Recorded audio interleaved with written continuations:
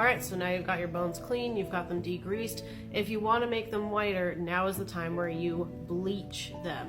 And let's talk about bleaching for a sec. So do not ever use store-bought bleach. It decalcifies your bones. This one was soaked in bleach. This one was bleached properly, or whitened is a better term. As you can see, it sets in any grease stains, and also it destroys the bone. You can see how bad of a texture this has. This is flaking off constantly. That's why it's also missing a lot of it. You will ruin your bones if you use store-bought bleach. So instead what you want to use is hydrogen peroxide, aka H2O2. So here in the US, it's very easy to get just the brown bottle regular hydrogen peroxide. This is usually about a 3% dilution. You can go ahead and just use that straight from the bottle onto your bones. Just put them in the smallest container you can fit the bones in, cover it with that, and you're good to go. You can let it set for about 24 hours. Smaller bones do less time, like a mouse or something. Larger bones may take more time. If you want it really, really white, you might want to leave it in longer. If you're not sure if it's ready or not, just take it out of the solution, let it dry completely, because it will lighten up as it dries, and see if you like the color. If you decide that you want it even lighter colored, put it back in. If you're good, then you're done.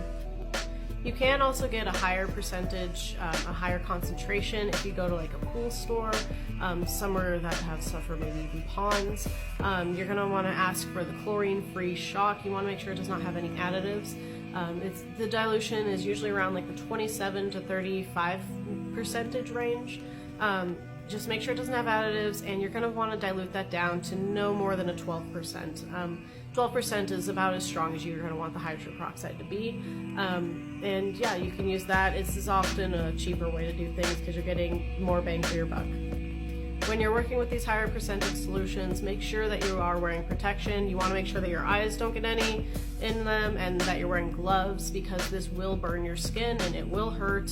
Treat it like a burn if that does happen. Rinse it underneath cold water.